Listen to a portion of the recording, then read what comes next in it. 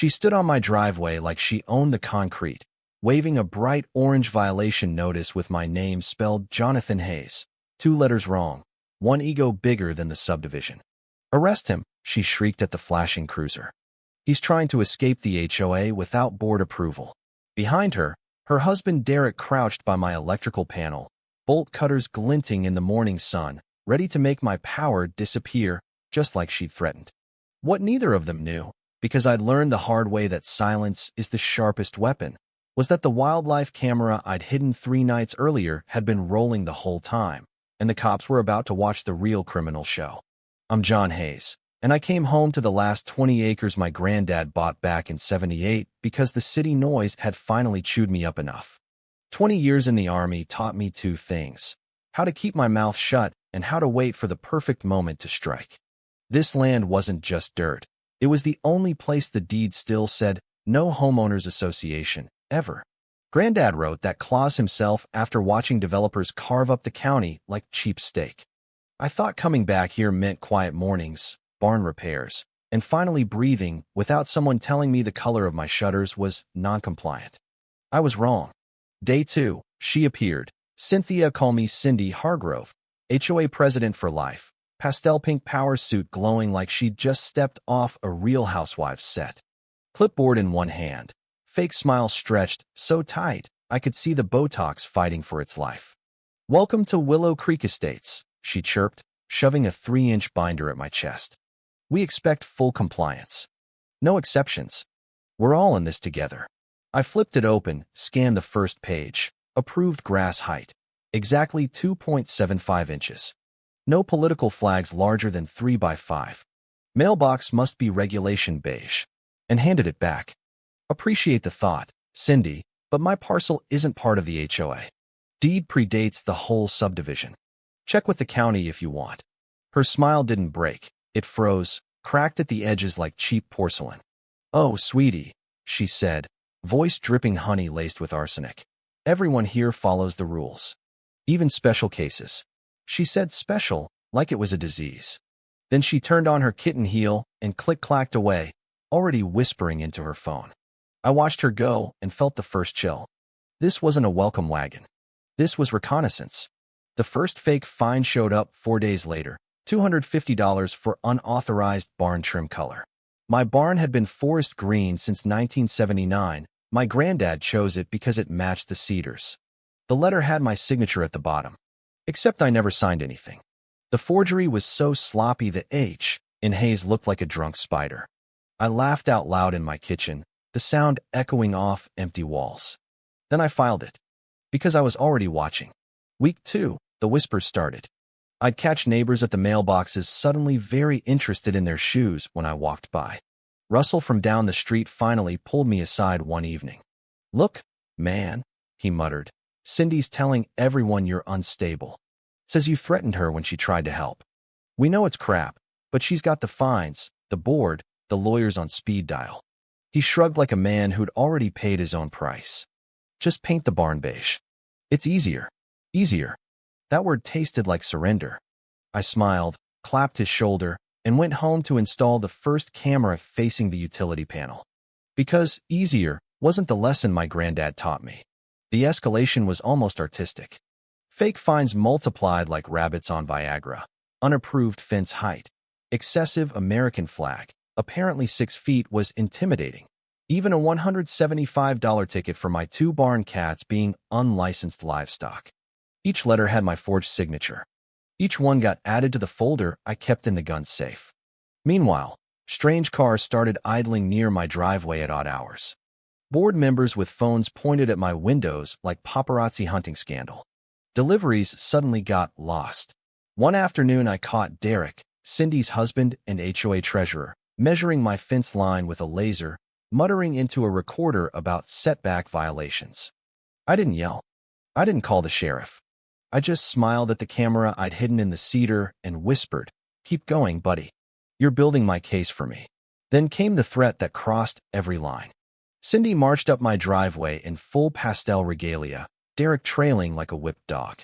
"John," she said, voice sweet enough to rot teeth, "you've left us no choice.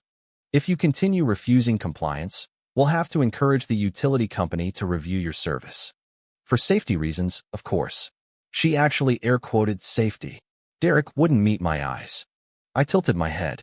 You do realize tampering with utilities is a felony, right? Her laugh was pure theater. Oh, honey, we're not tampering.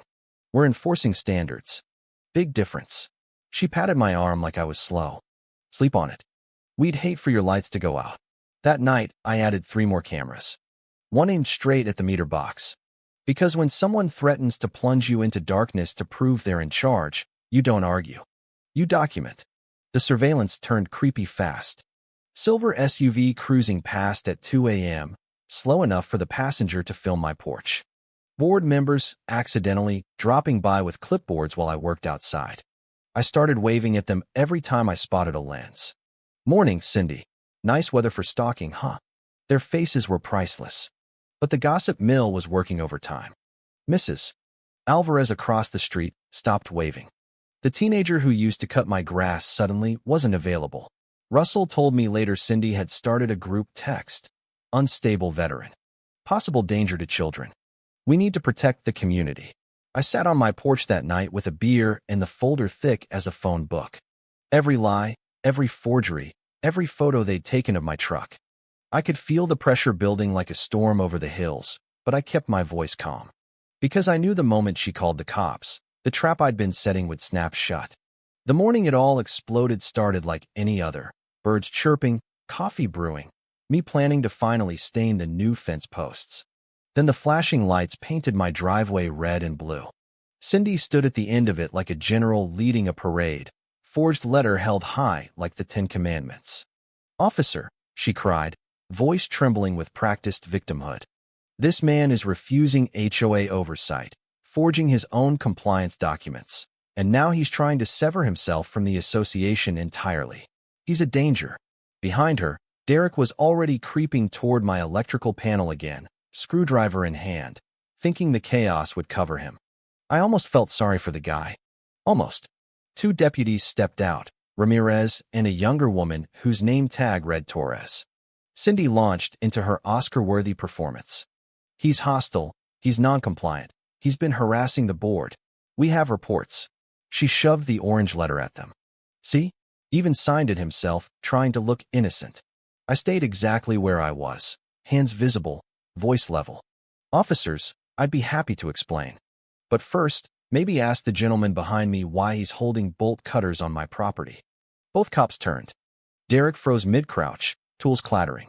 Cindy's face did something beautiful. It went from righteous fury to pure, "oh shit," in half a second. Ramirez's hand moved to his radio. "Sir, step away from the panel." Now, I reached into my pocket, slowly, and pulled out the little USB drive I'd kept ready for weeks. "Before you cuff anyone, you might want to see this. Wildlife camera, time-stamped, high def. Covers the last 72 hours. Torres took the drive. Cindy tried to snatch it. That's illegal surveillance. You can't just record people." I smiled for the first time in weeks. "Actually, Cindy, my property, my cameras. Same way your husband's on my property, right now committing a felony. Funny how the rules work when they apply to everyone." The tablet came out. The footage started playing. Crystal clear, Derek at 2:17 a.m. 2 nights ago, flashlight in teeth, prying at the meter box. Derek yesterday, afternoon measuring cables. Derek this morning, bolt cutters open, whispering, just a little snip, and he'll listen. The street had gone dead silent. Neighbors were pouring out now. Russell, Mrs. Alvarez, even the teenager who'd ghosted me. Phones up. Recording. The HOA Queen's Kingdom was live streaming its own funeral. Cindy's voice cracked.